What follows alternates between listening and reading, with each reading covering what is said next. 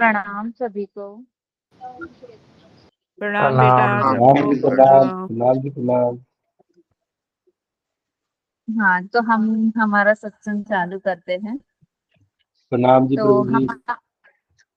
हम प्रणाम सबको प्रणाम।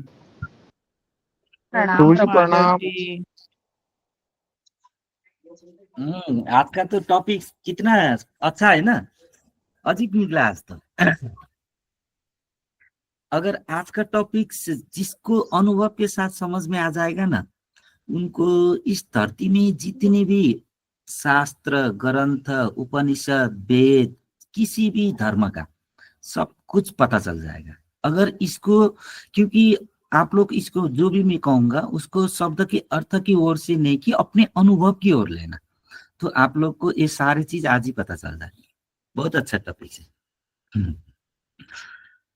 थोड़ी लोग आ जाए, है ना। देख लेना शिवांगी थोड़ी देर आप।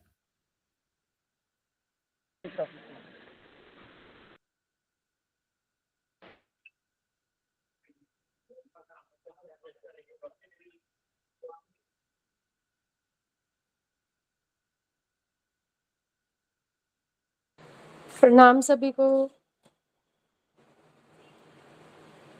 प्रणाम बेटा प्रणाम।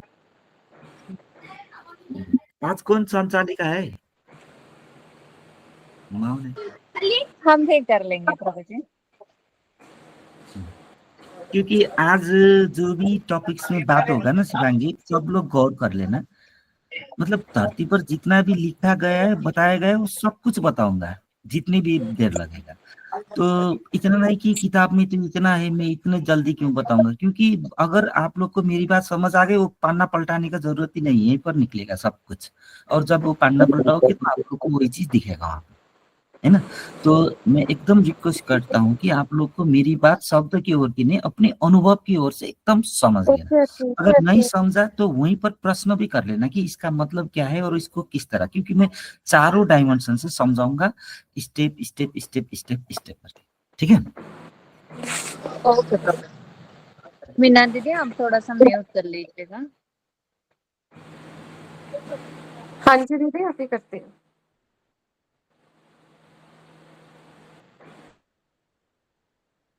तो इसको समझने के लिए आप समझने टाइम दे सकती हो अभी, क्योंकि मुझे प्रति प्रश्न करना पड़ता है तो मैं एक ही को करूंगा प्रति प्रश्न। हाँ जी प्रभु जी, हम कंप्लीटली फ्री है, हम सेटल्ड हो गए हैं, पहुंच गए हैं, तो हम बात कर सकते हैं। कोई प्रॉब्लम नहीं। ठीक है।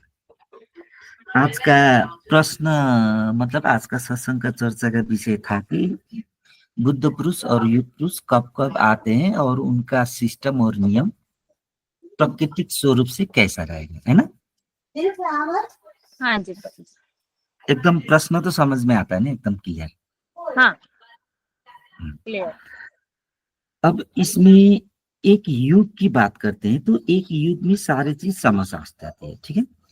एक युग में हमारे कितने काल होते हैं? 4 काल होते हैं ना। जैसे कलियुग, मतलब एक काल में 4 युग हो गया, कलियुग द्वापर त्रेता और सत्ययुग करके 4 युग का एक काल होता है। ये तो समझ में आया। हाँ जी प्रभु जी। तो उसमें गौर करना, सत्ययुग में कौन थे?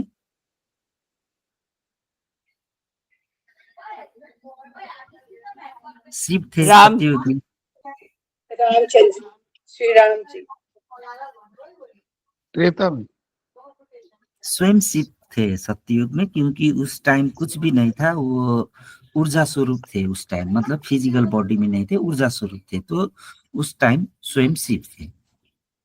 तो उस पे उसके बाद अवतार अवतार अवतार अवतार 9वां अवतार, ये बहुत ही प्रकृति का स्वरूप चेंज होते होते होते होते होते होते राम कृष्ण और बुद्ध होते होते अभी तक धरती आ पहुंचे है ना। तो उसमें एकदम शॉर्ट में 4 काल में देखते तो सबसे पहले शिव आया, तो फिर राम आया, तो फिर कृष्ण आया, अब कलयुग चल रहा है ना। ऐसा ही देखे ना, 4 युग में चले तो समझ में आया। हाँ जी प्रभु जी। तो सब में सत्ययुग में जो आए थे शिव आए थे, परम शून्य थे। जब राम कृष्ण और जो आ रहे थे युग चेंज कर रहे थे तो उस टाइम कौन आ रहे थे, विष्णु से आ रहे थे ऊर्जा। ये बात समझ में आया? हाँ, समझ रहे हैं। है ना? जैसे एक काल के एक युग के बाद एक आते ना, राम के बाद कृष्ण करके,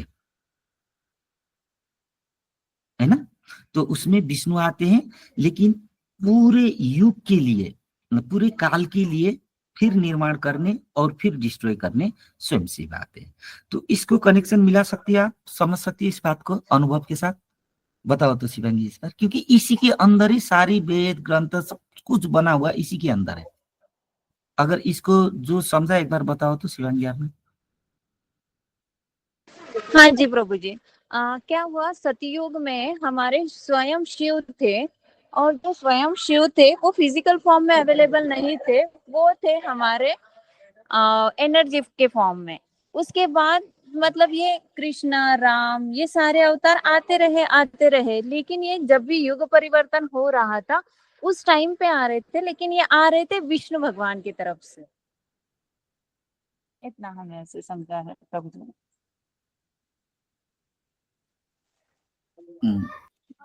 ये बताने से क्या समझा, मतलब ये तो बता पाई, जो मैंने बताया वो तो आपने बता पाई, इसमें अब आप क्या समझ गए वो बताओ ना। हाँ, तो इसमें सबसे इम्पोर्टेंट बात तो ये है कि स्वयं शिव सतयुग में आए थे, वैसे ही इस बार अभी धरती पर जो टिम्बर गीता आई है वो स्वयं शून्य, परम शून्य से आ रही है।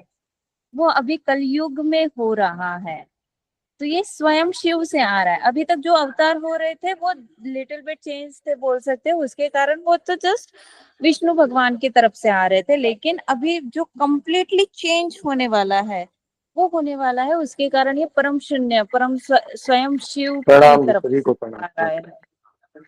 प्रणाम प्रभु जी सभी को।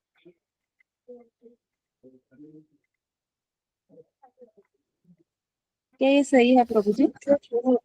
हाँ सही तो सही है, लेकिन इसमें क्या दिखाई दिया कि जो मैं कह रहा हूँ उसको आपकी धारणा के ऊपर जजमेंट करके आपकी लॉजिक उसको जो ठीक बोला वो बोल रही हो, अभी भी अपने अनुभव से नहीं बोल रही हो शिवांगी। बात समझी मेरा? ठीक है, मैं आपको एक बार थोड़ा सूक्ष्म लेके जाता हूँ, ठीक है? परम शून्य का ऊर्जा क्या है? जो शून्य से निकला हुआ ऊर्जा है ना? हाँ जो वाइब्स होती है, जो डमरू का वेव्स होते हैं, वो है ना परम शून्य से निकला हुआ सबसे पहला ऊर्जा।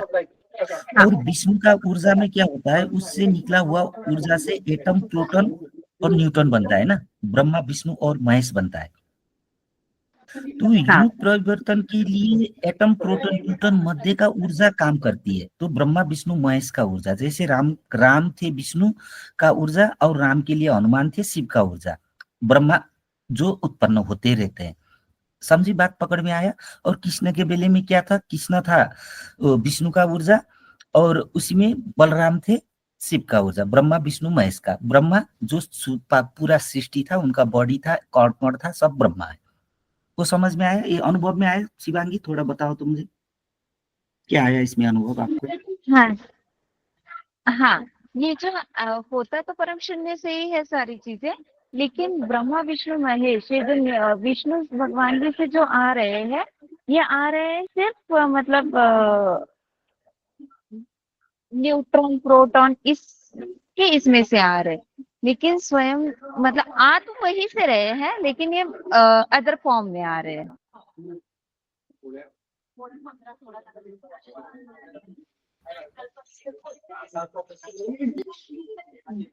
हेलो,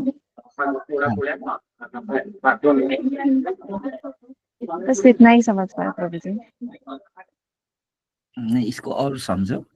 जैसे आपको काल की पर चार युग को परिवर्तन करना पड़ता है ना, तो उस टाइम क्या है, ब्रह्मा, विष्णु, महेश को भी डिस्ट्रॉय होकर शिव में परम शून्य में जाना पड़ता है ना?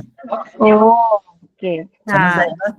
है ना? हाँ समझ गया अभी। युग परिवर्तन के लिए तो उसमें जाना नहीं पड़ेगा, एटम, प्रोटॉन, न्यूट्रॉन ही काम करेगा चेंजेस। हाँ है ना, जैसे राम से कृष्ण, कृष्ण से बुद्ध, तो एटम प्रोटॉन न्यूट्रॉन का ही काम चल रहा है। लेकिन सब डिस्ट्रॉय करेंगे तो एटम प्रोटॉन न्यूट्रॉन भी डिस्ट्रॉय होकर परम शून्य में जाएगा ना। हाँ, तब जाके वो एक्चुअल युग परिवर्तन होगा, वो परम शून्य हाँ, से ये होगा। अब हाँ जी बताओ तो प्रभु जी। क्या समझ। हाँ, जब युग परिवर्तन होता है, जो अवतार होते हैं वो तो जस्ट उसी के फॉर्म में होते रहते हैं। मतलब न्यूट्रॉन प्रोटॉन इसके इसमें कुछ ये हो जाएगा, नेक्स्ट अवतार आ जाएगा, कृष्ण आएंगे, राम आएंगे, ऐसे होते रहेगा।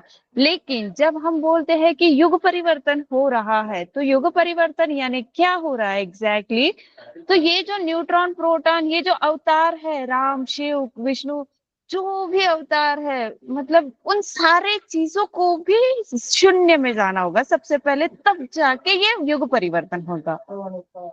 उसको हम एक्चुअल बोलने वाले युग परिवर्तन। हाँ, अब ये अनुभव टच आ गया ना, अब समझ। हाँ, अभी समझ गए। अब हाँ आगे जी। की बात। हाँ अब इसको दूसरे डायमेंशन से कैसे समझ जाए कि अब हम third dimension and fifth dimension की बात करते हैं, और बीच में गैप है फोर्थ डायमेंशन, है ना। हाँ जी। फोर्थ डायमेंशन क्या है? परम शून्य में एक बार पहुंचना है। क्या है फोर्थ डायमेंशन? परम शून्य में एक बार पहुंचना। अभी तक जो भी राम, कृष्ण, बुद्ध आके क्या किए थे? 3 डायमेंशन बना रहे थे। हाँ अब ये डिस्ट्रॉय होगा 4 डायमेंशन, हाँ। और जाएगा नया फिफ्थ 5 डायमेंशन। मतलब युग नहीं, काल ही चेंज होगा, हाँ है ना। अब थर्ड डायमेंशन में क्या होता था? सब कुछ मैं कर रहा हूं होता है। जैसे हाँ अब किसी से गुस्सा हो गया सामने वाले को, तो मैं गुस्सा हो रहा हूँ, बोल रहा हूँ मैं गुस्सा होऊंगा, लेकिन उस टाइम मुझे याद आया कि ये तो मैं नहीं हूँ, ये तो ऊर्जा गुस्सा हो रहा है, बोलने से याद आता है। तो मैं को जब भूलता है ना, भूलने का पीरियड होता है 4 डायमेंशन।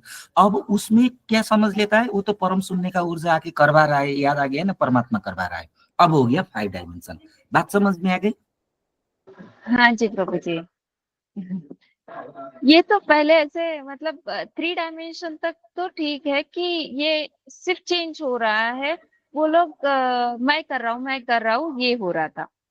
लेकिन जब हम फिर थर्ड डायमेंशन से फिफ्थ डायमेंशन में जा रहे हैं, हम ऐसे जब बोल रहे हैं, तो ये डायरेक्टली परम शून्य में ये पूरा काल ही चेंज हो रहा है।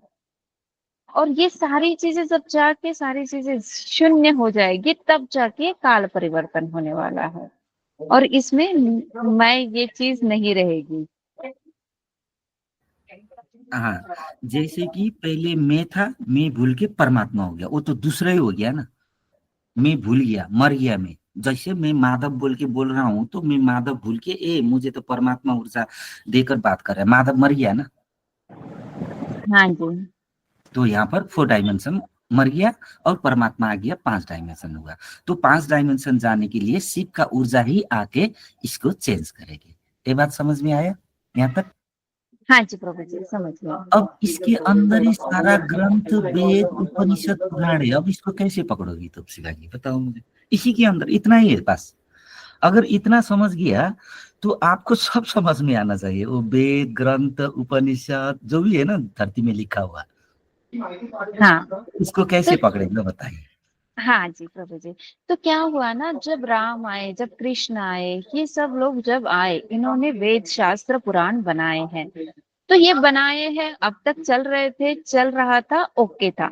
लेकिन जब अब युग परिवर्तन हो रहा है, जब हम फिफ्थ डायमेंशन की ओर जा रहे, तो ये जो अवतार हुए, इन्होंने जो कुछ भी लिखा है, इन सबको भी डिस्ट्रॉय होना ही है, उस परम शून्य में जाना ही है। उसके कारण हमारे जो ये वेद, शास्त्र, पुराण है, इन सबको डिस्ट्रॉय होना ही होगा, इन सबको जीरो में जाना होगा। तब जाके वो सारी चीजें परम शून्य की ओर जाएगी। तब जाके हम जाएंगे 5वें आयाम में। और जब 5वें आयाम में जाएंगे, वो परम शून्य से ही कनेक्ट होकर ही जाएंगे। मतलब वो स्वयं शिव ही युग परिवर्तन करते हैं। ये सारी चीजें डिस्ट्रॉय हो जाएगी, शून्य हो जाएगी, और वो जाएगी परम शून्य में। उसके कारण हम बोलते हैं योग योग छोड़ दो सारे वेद पुराण। तो पता चला वेद पुराण में क्या लिखा है। हाँ जी प्रभु जी। वैसे ही हाँ जी प्रभु जी बोल रहे। तो बताओ वेद में क्या लिखा है? वेद पुराण में लिखा है कि ये ऐसे होता है, वो वैसे होता है। तो क्या चीज, तो ऐसे वैसे क्या चीज लिखा है वो बताओ ना। हम्म, मतलब जैसे कि ऐसे भगवान तो कुछ कृष्ण। नहीं, ऐसे कुछ नहीं, वो भी बकवास तो नहीं लिखा है, वो तो लिखा सच है, सब सही हाँ, लिखा है। तो उसमें तो कुछ ना कुछ तो है ना, सारा इतना युग ब्रह्मांड चलाने के लिए लिखा गया है, छोटा मोटा चीज तो नहीं है। तो उसमें तो कुछ है, तो ये चीज तो आपको समझ के उसको डिस्ट्रॉय करना है शिवांगी, पहली बात। हाँ, डिस्ट्रॉय होने से पहले आपको क्या करना पड़ेगा, कोई भी चीज डिस्ट्रॉय से पहले आप उसको जानोगी, उसको परखोगी, तभी ना उसको डिस्ट्रॉय करोगी। आप जानने के बाद डिस्ट्रॉय करोगी, अगर नहीं जानकर उसको डिस्ट्रॉय करेगी तो आप उसके लिए तड़पोगी, क्योंकि मैंने वो जाना ही नहीं और बिना जाने ही मैंने छोड़ दिया। हाँ जी प्रभु जी, समझ रहे। तो सबसे पहले, समझी? हाँ समझ गए, सबसे पहले उसे जानना है कि उसमें क्या है, तब जाके हम समझ कर ये सारी चीजें करनी है। तो वेद शास्त्र पुराण में जो लिखा था सिर्फ ज्ञान, मतलब किसी ने बोला है, किसी ने लिखा है, बस यही चीजें थी, शब्द थे सिर्फ, इसमें अनुभव नहीं था। हाँ, हमें जग में रह के कैसे चीजें करनी है, वो सारी संसार में रहकर कैसे क्या चीजें करनी चाहिए, मतलब ये युद्ध अगर करना है तो क्या करना है, क्या नहीं करना है, वो चीजें बताई गई है। लेकिन छोड़ो छोड़ो छोड़ो छोड़ो छोड़ो। प्रभु जी मैं भैया ऐड वेद करूं, पुराण में पाप और राजेश है पुण्य इधर। की बात की, नहीं पाप नहीं और राजेश, पुण्य, हाँ पाप और राजेश जी, आप पुण्य। ऐड करना चाहोगे? बताओ तो लो। हाँ जी, हाँ कौन जी। अगर कोई पकड़ पाएगा तो मैं देखता हूँ, चलो बताओ। हाँ हाँ हाँ, मैं एक ऐड करता हूँ उसमें। देखिए जब हो रही है बात छोड़ दो वेद शास्त्र पुराण, टिम्बर गीता जब आई युग परिवर्तन के समय, ठीक है, हम जब युग परिवर्तन कर रहे हैं, तीसरे आयाम से पांचवें आयाम की ओर जा रहे हैं। जब योग शास्त्र वेद शास्त्र पुराण था, उस आयाम के लिए था, और उस समय भी लिखा हुआ था, वो शून्य से ही आया था, क्योंकि श्री कृष्ण जी स्वयं बोल रहे हैं तो शून्य से कनेक्ट होके ही बोल रहे, वो एरा के लिए ठीक था। बट उसके बाद आप जैसे बोलते कि भैया ये तो चला, बट इसकी कनेक्टिविटी परम शून्य से टूट गई। वो परम शून्य से जो टूट कर वेद पुराण पाप पुण्य विचारते प्रत्यय साधना।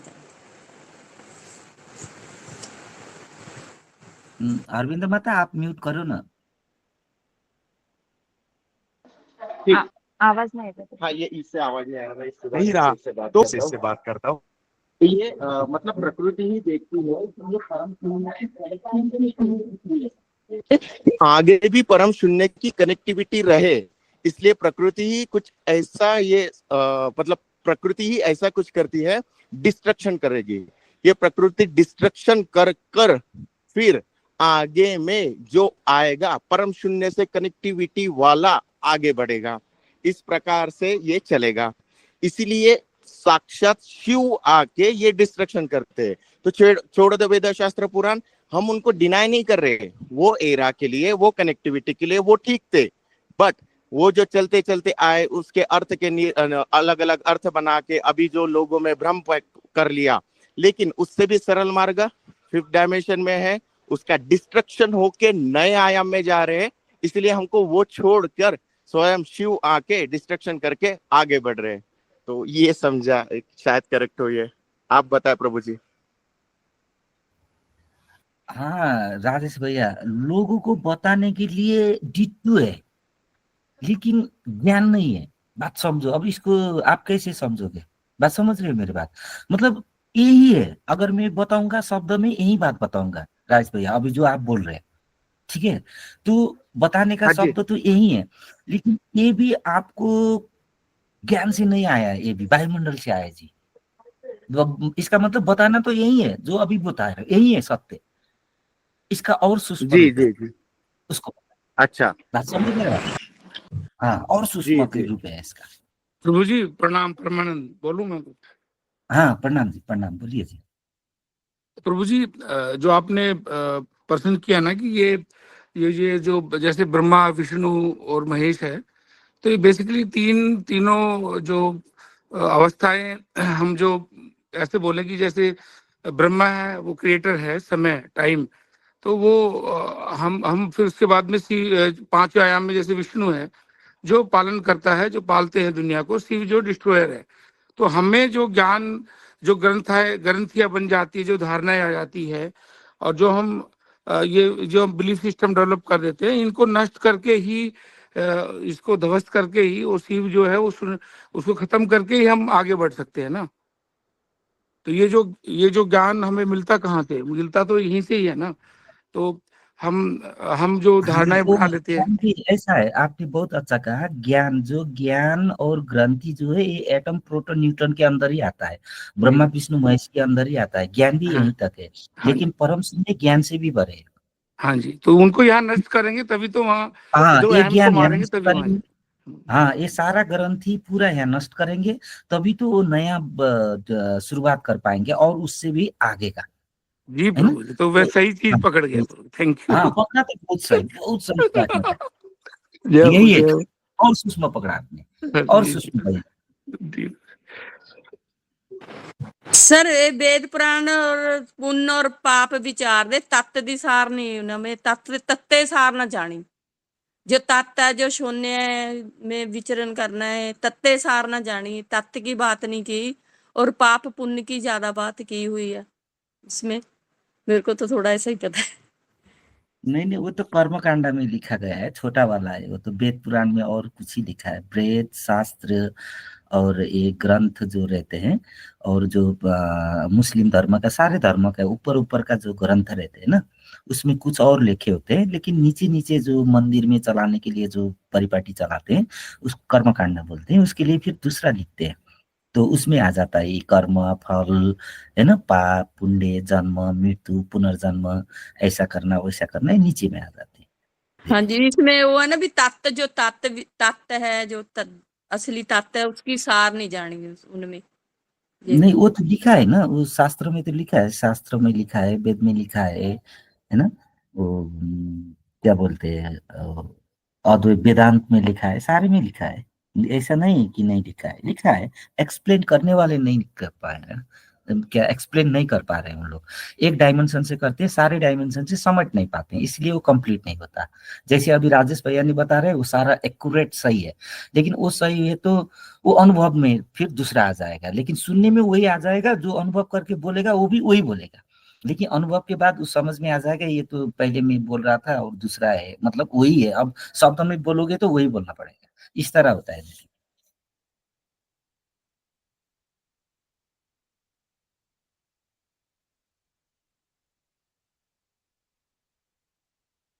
चलो मैं बता देता हूँ, ठीक है। अब एक युग सारे ब्रह्मांड से छोड़ के अब हम अपने बॉडी में आके बैठते हैं, क्योंकि हमने इससे आगे बोल चुके हैं कि कण कण में परमात्मा। अगर एक कण का भी हम जान गए तो सारे ब्रह्मांड उसी कण में जो नियम जो चलता है उसी इस ब्रह्मांड में चलते हैं। उसी तरह अगर हमने अपने एक बॉडी का लाइफ समझे तो ये सारा ब्रह्मांड का लाइफ, ब्रह्मा विष्णु महेश शिव का सारा चीज समझ जाते हैं। तो एक बॉडी जब जन्म लेती है, ये 4 युग पार करता है। जैसे बाल्यकाल, वृद्ध काल, यौन काल और वैश्य काल के बनते हैं, तो 4 काल बोलते हैं। उसी को सत्य युग, द्वापर, त्रेता, कलयुग, जैसे भी करो उसको आप 4 भाग में डिवाइड करो। तो एक जीवन को 4 भाग में डिवाइड करेंगे तो क्या होगा? सबसे पहले तो परम शून्य से आया था जन्म लेने से पहले। एटम प्रोटॉन न्यूट्रॉन भी एक बार होना पड़ा था इस बॉडी बनने से पहले। तो एटम प्रोटॉन न्यूट्रॉन एक बार बन गया, तो बन के जब ये शरीर रेडी हो गया, पूरा पंचतत्व भी बन गया, एटम प्रोटॉन न्यूट्रॉन से पंचतत्व बन गया, पंचतत्व से बॉडी का अपना आकार ले लिया, तो बॉडी बाहर आ गया।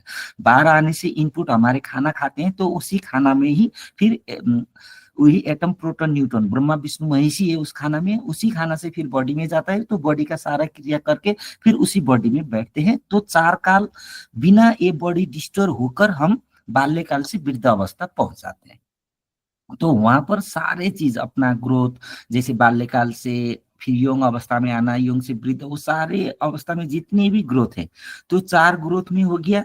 4 जैसे त्रेता द्वापर युग जैसा हो गया ग्रोथ के, तो जो पीरियड के उसमें, तो वहां पे बाल्यकाल में जो अनुभव है वो डिफरेंट यौन अवस्था में होते हैं, वृद्ध अवस्था में फिर डिफरेंट होते हैं।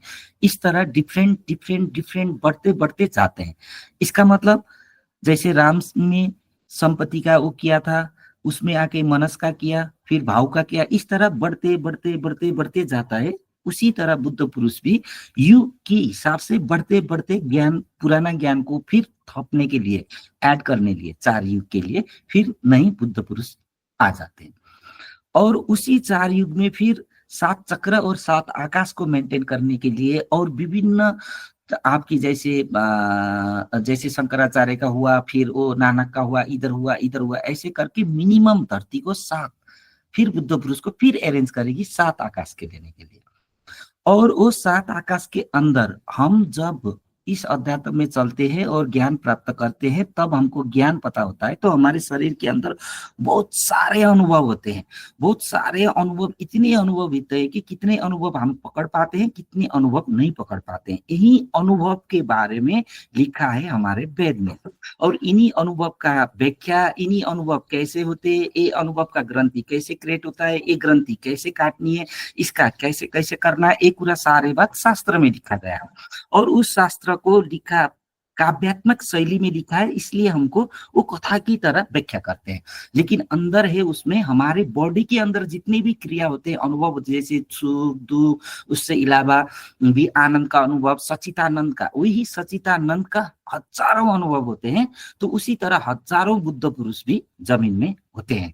और कितने अनुभव पकड़ में आते हैं, कितने अनुभव पकड़ में नहीं आते। वही अनुभव तरह कितने बुद्ध पुरुष पकड़ में आते हैं, कितने बुद्ध पुरुष पकड़ में नहीं आते। तो इस तरह जैसे हमारे शरीर में हो गया सिस्टम, उसी तरह ये ब्रह्मांड का सिस्टम में भी काम करता है। अब इस शरीर में भी 2 है, एक चेतन तत्व, एक प्रकृति तत्व। अब प्रकृति तत्व भी बाल्यकाल से वृद्धावस्था तक ग्रोथ होते होते जाता है। तो हमारे युग में, राम के युग में इतना फैसिलिटी नहीं था, अब इतना फैसिलिटी हो गया, तो प्रकृति भी अपनी ग्रोथ करते जा रही है। वो चेतन अवस्था भी पहले, अभी हम जिस तरह सोच सकते हैं, साइंस जिस तरह पहुंची है, उस तरह प्रकृति भी पहुंची नहीं थी राम के युग में। वो भी प्रकृति भी विस्तार कर रही है और चेतन भी विस्तार कर रही है। इसी तरह दोनों विस्तार करके करके जा रहे हैं। इसी विस्तार के सिस्टम को फिर उसमें भी उल्टा किया है, जिसको प्रलय बोलते हैं और नई युग शुरुआत बोलते हैं। और ये बातें सारे ग्रंथ में, इतना ही बातें को बहुत व्याख्यात्मक शैली की तौर से और सारे अनुभव को, एक एक अनुभव को व्याख्यात्मक शैली में लिखे हैं। सारी बात समझ में आया? किस किस को आया बताइए तो।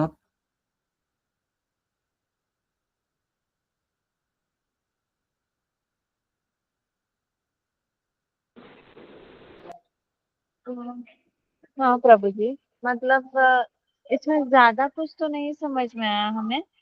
बस थोड़ा सा ये समझ में आ रहा है कि ये उस समय में रेडी नहीं थी, अब रेडी हो।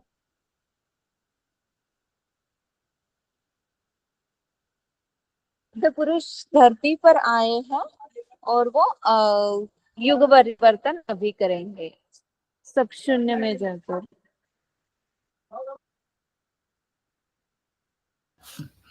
इसको और दूसरे डायमेंशन से समझे शिवानी, जैसे हमारी वेद शास्त्र पुराण में जितने भी देवी देवता के नाम लिखे हैं, वो सारे चीज ऊर्जा स्वरूप हैं और रहेंगे। वो वही ऊर्जा स्वरूप ही, जैसे अभी डिस्ट्रॉय के बारे में जो शिव बोले हैं, उसी शिव का ऊर्जा आती है, तो वही ऊर्जा के साथ कनेक्ट होती है।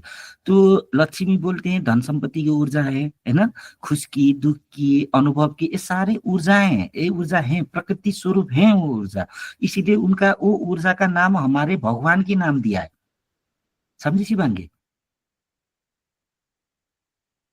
जैसे हमको कोई काम करने के लिए जाते हैं तो हमको एक चीज आ जाती है, मतलब एक कभी हिम्मत आ जाती है, कभी हिम्मत नहीं आ जाती। हिम्मत आते समय अगर हम कोई भगवान के उसके पढ़ते हैं तो उसी का हिम्मत आ जाती है। जैसे कोई हनुमान भक्त हो जाता है तो उसको बलवान हो जाता है, महसूस जहां भी जाऊं उसको कर सकता हूँ जैसा आ जाता है, क्योंकि उसके साथ हनुमान की ऊर्जा कनेक्टिविटी है।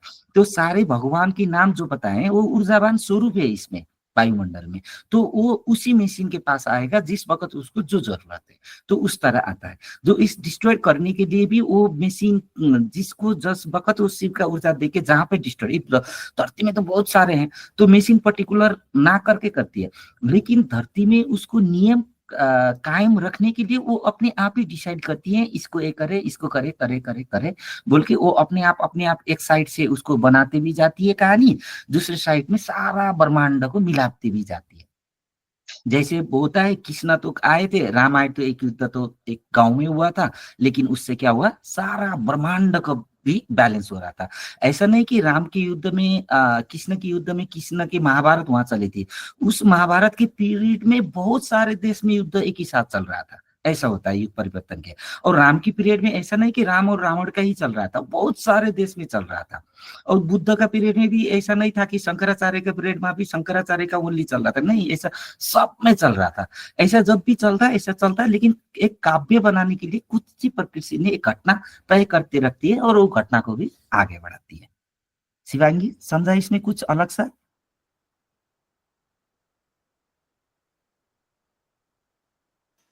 हाँ जी प्रभु जी। इसमें क्या हो रहा है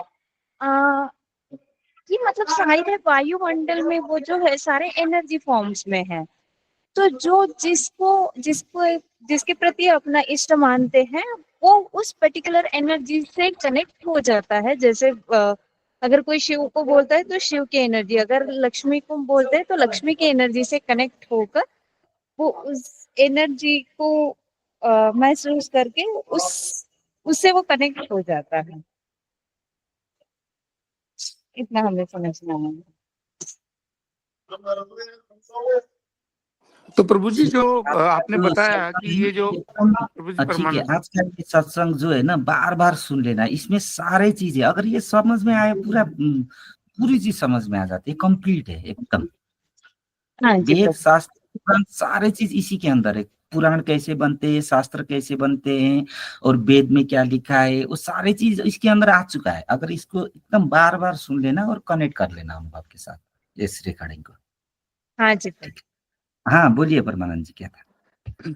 प्रभु जी आप बोल रहे थे कि ये जो ग्रंथ उतरे हैं, चारों वेद पुराण, ये जितने भी अलग अलग जो अवतरित हुए हैं, इसमें जो काव्यात्मक रूप से जो यंत्र तंत्र मंत्र की जो सिद्धियां लिखी हुई है, तो इसमें जो अलग अलग डिपार्टमेंट के आपने देवता बताए, तो उनकी सिद्धि के लिए अलग अलग मंत्र दिए हुए हैं। तो उस ऊर्जा को प्रकट करने के लिए जो साधन दिए हैं, जो मंत्र दिए हैं, उनकी विधि दी है, अलग अलग उपासना विधि दी है, तो ये उन ऊर्जाओं को प्रकट करने की विधियां दी हुई है उसमें। तो वही वो सब चीजें जो ये अलग अलग लोग इनको पकड़ के, कोई एक चीज को पकड़ के फिर वो उसी को लेके बैठता है, फिर उसी को लेके लोगों में बीच में उसी ऊर्जा को लेके वो अपने काम की सिद्धि के लिए अलग अलग उसके लिए वो व्यवहार करता है, जिसको कर्म कांड बोलते हैं हम लोग। तो ये सारी ऊर्जा वहीं से प्राप्त होती है, सोर्स तो एक ही है ना सारा, बट ये अलग अलग भिन्न भिन्न अवस्थाओं में अलग अलग यंत्र मंत्र साधनाओं से अलग अलग जो ये लोग करते हैं, तो अलग अलग उससे वो प्रकट करते हैं। इसको और सूक्ष्म रूप से समझे, ठीक है, एकदम एक्यूरेट है, इसको और सूक्ष्म करते हैं, ठीक है। जैसे आप समझो, आपको एक जैसे एक काम करने के लिए एक मंत्र बनाया, अगर तू ये मंत्र पढ़ ले तो जैसे आपको लगे कि आपको कोई विश करना है, तो विश के लिए एक मंत्र बना दिया, ठीक है। अब तेरे लिए कोई भी विश है तो ये मंत्र कर ले, तेरा वो विश पूरा हो जाएगा। उस सिद्ध पुरुष ने एक मंत्र बना के उसको दिया। जब आप सिद्ध पुरुष ने वो मंत्र बना के उसको देता है, तो वो मंत्र पढ़ने के लिए उससे पहले उसके भाव से रिएक्टिव हो चुका होता है, क्योंकि भाव कर लेता है ना, उसको पता है ना कि इतना शक्तिवान है ये मंत्र की मेरे ये काम हो जाएगा। तो उसका भाव शरीर एक्टिव होता है और उस एक्टिव में वो इनपुट कर देता है, और इनपुट करने के बाद तो प्रकृति को काम करना ही पड़ता है, तो प्रकृति काम करके उसका पूरा कर देती है। तो मंत्र से काम हुआ, समझे इसको? और समझ से गया समझ मैं। हाँ, इसमें ऐसा होता है प्रभु जी, जैसे आपने बताया ना, बिल्कुल सही बताया, कि जैसे मान लो कोई मंत्र किसी ऋषि ने दिया, वो कोई योग साधना का या कोई भी कोई भी पुरुष है, उसने कहा मैंने ये किल करके ये मंत्र सिद्ध किया हुआ है, मैंने इस पे अभ्यास किया हुआ है, आप इस मंत्र को ऐसे करो, इस पहर, इस घड़ी, ऐसे इस तरीके से आप करोगे तो आपको ये फला फला इसका अनुभव होगा। तो वो ऐसे कराते हो। अब इसमें आती है जैसे हमारे मंत्र आ गए, है ना, डमरू वाली तिम्मर गीता वाह वाह वाह। अब ये मंत्र आप लोग को मैंने इस तरह करने के लिए बोल के सिद्धि मंत्र बना के हमारे राजेश भैया और डॉक्टर साहब को भेज दिया। लेकिन अब थोड़ी देर के स्टेटमेंट के हिसाब से तो इससे अलावा कोई कुछ भी बना के, किसी ने भी बना के इस तरह करके तो हो सकता है ना हाँ जी, वो क्योंकि वो ऐसा करते भी है ना, टाइम पे ऐसे लोग करते हैं, जैसे सांबर मंत्र जो लिखे हैं। देखो यहाँ पे परमानंद जी, यहाँ पे काम नहीं करेगा वो मंत्र, नहीं, बट समय वास्तव समय में पे जो आए हैं, जैसे गोरखनाथ जी आए, उन्होंने गोरख दीक्षा से गोरख वो मंत्र तो उत्पन्न कनेक्ट किए। होके देंगे ना, जो कनेक्ट होके देंगे, मतलब अभी थोड़ी देर का स्टेटमेंट के आगे तो जो कनेक्ट नहीं है जो भी बना के दे दे। नहीं, वो कनेक्ट जैसा होगा ना, ही, वही वही सिद्ध होगा ना, वैसे तो सिद्ध हाँ, नहीं। यही हाँ, यही बताना चाह रहा था। अगर हाँ, कोई समझ गया यही मैं, बता, समझ। क्योंकि आगे का स्टेटमेंट ये बात क्लियर नहीं था, आप समझो बात पहले। हाँ, मैं आगे समझ की गया प्रभु स्टेटमेंट जी। तो क्या था कि भाव, मतलब वो मंत्र से उसका भाव शरीर एक्टिव है, बिना मंत्र भी अगर भाव करके काम कर सकता है। अगर उसको ऐसा ही करना चाहे मंत्र, तो किसी और से भी उसी तरीका से बना के देंगे तो ऐसे ही काम करेगा। जैसा हमको तो साइंटिफिक रीजन से प्रूफ वही दिखता है ना। जी प्रभु जी, जैसे जैसे समर्पण, अगर जैसे एक सिद्ध पुरुष ने मंत्र दिया, अब उस सिद्ध पुरुष ने तो अपनी सिद्धियों से, परम शून्य से मंत्र अवतीर्ण करके दे दिया, दीक्षा भी दे दी। लेकिन अगर जिसको आपने मंत्र दिया है उसके भाव वैसे नहीं है, उस मंत्र के प्रति समर्पण नहीं है, तो ये ये फिर वो एक्सप्लेन हो गया उसका अनुभव तो मिलेगा ही नहीं। वो उधर मत जाइए ना, वो तो एक्सप्लेन की तौर न जाए ना, मतलब एकदम वो रूल्स की तौर जाइए ना। मतलब एक हाँ, नियम होता है ना, जैसे नियम, नियम हाँ। मैंने बताया कि भाव शरीर जब एक्टिव होगा तो एक्टिव भाव शरीर में आप इनपुट करोगे तो उसको इनपुट को काम करने, प्रोसेस वही हिसाब से आउटपुट देने के लिए प्रकृति कायनात उसके लिए तैयार होती है। करेक्ट। ये तो पता है, यही तो रूल्स है ना। हाँ, ये तो तो कल उस अनुभव किया था ना मैंने, परसों 2 दिन। हाँ हाँ वो इनपुट प्रोसेस आउटपुट, वही अनुभव के लिए अलग अलग मशीन में मैंने वो अनुभव किया। वो अलग एक हाँ, वो चेतना की तो सतह एक पे था, अनुभव फिर उसको करना नहीं एक्टिव कि किया। छोड़िए ना, और सूक्ष्म जानिए, जो और सूक्ष्म लगने के लिए बोल रहा हूँ। ये तो छोड़िए, जितना हो चुका है। अगर सूक्ष्म होते तो मेरा इतना बात पकड़ लेते ना आप नहीं गए हम्म। हो सूक्ष्म, और सूक्ष्म लेके जा रहा हूँ ना मैं आपको। हाँ जी, हाँ जी, तो बिल्कुल। प्रोसेस वो अनुभव छोड़ दीजिए। अब जैसे क्या हुआ कि आपका भाव शरीर एक्टिव करने के लिए मंत्र दिया था ना, हम्म। तो भाव शरीर तो बिना मंत्र भी एक्टिव कर सकते हैं सिद्ध पुरुष, मतलब वो उतना ताकतवर तो। कैसे करेंगे प्रभु, अगर उन पे सिद्धि नहीं है, वो परम शून्य से आए नहीं है, तो फिर नहीं कर पाएंगे ना एक्टिव प्रभु जी। ऐसे तो मैं हाँ, भी कल अपने आप को गुरु बना नहीं लूंगा। नहीं नहीं, ऐसा भाव शरीर आपका एक्टिव नहीं है क्या? आपका इनपुट प्रोसेस आउटपुट नहीं मैच किया है क्या? मिल रहा है तो नहीं, मिल रहा है, वो तो एक्टिव है। मिल रहा है, वही तो मैं बात कर रहा हूँ ना। वो हम्म। तो हो सकता है ना भाव शरीर एक्टिव होने के बाद तो, हाँ। है ना। वो हाँ, मंत्र किस लिए देते हैं? वही भाव शरीर एक्टिव करने के। जैसे आपके गुरु ने किसी मंत्र देते तो आप भी उसी टाइम वही भाव की अवस्था वो मंत्र पहुंचा देता है ना आपको। हाँ जी। रूल्स तो यही है ना, वो मंत्र आपको उस दशा में पहुंचा देता और आपका वो काम बन जाता है ना। हाँ तो जी। उसमें मंत्र ही काम किया, लेकिन उस मंत्र जो था उसके अलावा और कुछ भी देकर अगर उसको उस टाइम वो भाव आए तो वो काम हो जाता है, हमको ये लगता है। हाँ। ये लगता है ना, ये तो स्वाभाविक है ना। मैं इसी को और हम्म। सूक्ष्म रूप से बताना चाह रहा हूँ। ये तो हम्म। लगता है, स्वाभाविक लगता है, क्योंकि यहाँ तो साइंटिफिक रीजन से अगर 2+2 4 देखे तो वो तो मैच करता है ना। जो भी जी। हो उसका भाव एक्टिव करना है वहां पे, राइट, है ना, राइट, एक राइट। है ना। राइट प्रभु। तो अब क्या होता है, जो मंत्र यूज कर रहे हैं वो आपकी तरह भावसारी तो एक्टिव नहीं है। आप तो नहीं। एनलाइटेड हो जी, हाँ, वो बात नहीं है। समझ। ओ, आप तो एनलाइटेड हो, इसलिए आपका भाव शरीर ऑटो प्राकृतिक स्वरूप एक्टिव हो चुका है, चाहे आप मंत्र ले लो या ना ले लो। फिर आपका भाव शरीर एक्टिव अब थोड़ा कम करना ज्यादा करना वो प्रकृति का काम है। आपका वो देख के करेगी, कभी कभी बहुत ज्यादा भी कर देगी, कभी कभी नीचे भी जा रहेगी, ये तो प्रकृति खुद कर लेगी, ये आपको पता चल गया। हाँ जी। लेकिन जो मंत्र यूज करते हैं उनको तो ये सारे चीज पता भी नहीं है, उस दशा में भी नहीं है। तो फिर वहां काम नहीं करेगा प्रभु जी वो। हाँ, वहां पे, लेकिन वहां पे अगर गुरु का मंत्र फिर काम करेगा। तो बात समझो, यहाँ पे गुरु समझ का गया। मंत्र काम करेगा वहां पे। हम्म। लेकिन अगर वहां पे कोई व्यक्ति, जैसे आप भी कोई बना के उसको इस तरह करो बोल के होगा, बोल के अगर कोई शब्द आप दोगे तो वो शब्द उसका भाव एक्टिव नहीं कर पाएगा, क्योंकि उसका कनेक्शन शून्य से नहीं है, तो उसका ऊर्जा समझ नहीं पाएगा, बाहर की वायुमंडल की ऊर्जा तो काम नहीं करेगी। आप इसको सूक्ष्म स्वरूप से पकड़े, समझ गया, राइट, समझ गया पकड़े, प्रभु। पकड़ गया आपने इसका। हाँ जी, बिल्कुल पकड़ वो लिया। सूक्ष्म है, मंत्र का एकदम सूक्ष्म रूल्स है इसमें। हम्म। अब मैंने बताया। हम्म। समझ गया प्रभु जी।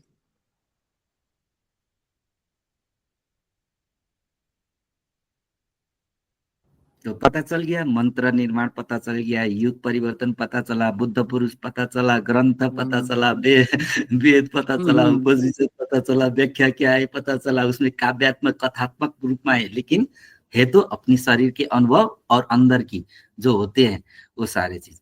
जितने अंदर जाते हैं उतने सूक्ष्म होते जाते हैं, जितना सूक्ष्म होते हैं उतना सूक्ष्म ही इसको चला रहा है। तो जितना सूक्ष्म जानेंगे उतना इसका जानकारी जानेंगे।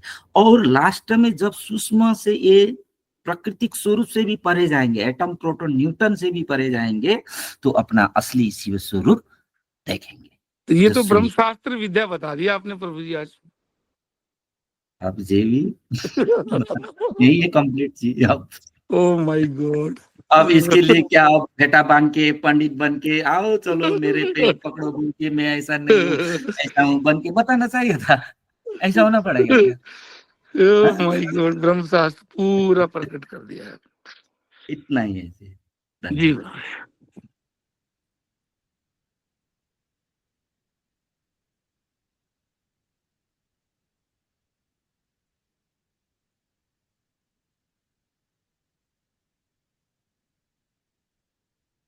अब टिम्बर गीता के ज्ञान बांटने के लिए अगर किसी को उस तरह समर्पण हो तो वो कहीं जाके भी बोल सकता है टिम्बर गीता वो मशीन को एनी टाइम देगा तत्क्षण, उसको सोचने का भी जरूरत नहीं पड़ेगा, क्योंकि अब इतना वायुमंडल को चेंज कर रहा है तो वो जल्दी जल्दी करेगा। इसलिए सारी चीज घटनाएं मंत्र भी काम कर रही है, सारे जल्दी जल्दी हो रही है, इसको आप लोग समझोगा।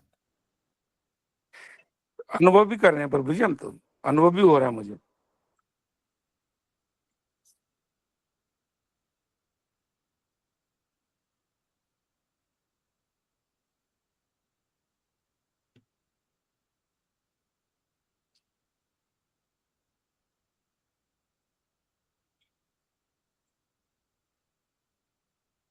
और दूसरी बात, जो मुझे समझने के लिए आएंगे वो कभी भी मुझे नहीं समझेंगे, कभी भी समझने के लिए प्रकृति देगा ही नहीं। जो मुझे समझने के लिए आएंगे, ये बात एकदम क्लीन है, प्रकृति रोक देगी, उसको समझने के लिए देगा ही नहीं प्रकृति, समझने के लिए जो आएंगे। तो प्रभु जी जिसमें संख्या, जिसमें जैसे मान लीजिए मैं किसी को नहीं, ये मतलब मंत्र ही नहीं रहता प्रकृति, मतलब ये बात और गौर से और सूक्ष्म समझे, ये तो फिर बनावटी हो गई ना, सही सेंस से हो गया, समझने हो गया, बोलने से नहीं होगा, अंदर से इसको पकड़ना है। अगर समझने के लिए, मतलब समझने का इंक्वायरीज होते हैं ना, इंक्वायरीज, मतलब ऐसा नहीं है, ऐसा हो सकता है क्या, ऐसा क्या, ऐसा क्या, इस तरह आना आ गया है ना, जिसको तुम पहुंच नहीं मतलब पाएगा, जांचने के लिए, परखने के लिए, नहीं है। हाँ वो पहुंच नहीं पाएगा। हाँ ये बात प्रकृति परीक्षा लेने के लिए आएंगे। अगर वो जांच ये पड़ताल तरह करने से। आएगा, परीक्षा लेने आएगा, और संशय के साथ आएगा, श्रद्धा भाव नहीं है हाँ। उसमें, तो फिर उसको फिर वो नहीं जान कुछ पाएगा। नहीं मिलेगा। पहले तो मुझे नहीं समझेगा तो अब मेरे बाद है ना भगवान, तो मेरे ही ज्ञान भी ऊपर है बाद ना। में है, ज्ञान भी उसके बाद है हाँ, पहले। मेरे बाद ज्ञान है, मैं तो मुझे जो समझेगा वो तो शरीर स्वरूप देखेगा ना, मेरा एक्टिविटी हाँ। देखेगा, मैं क्या कर रहा हूँ, मेरा वीडियो क्या कर रहा है, मैं कौन सी लाइफ जी रहा हूँ, इसके क्या मेंटेन कर रहा है, क्या ना मेंटेन कर रहा है, वो तो मेरा शरीर ही देख रहा है, शरीर मन बुद्धि देख रहा है।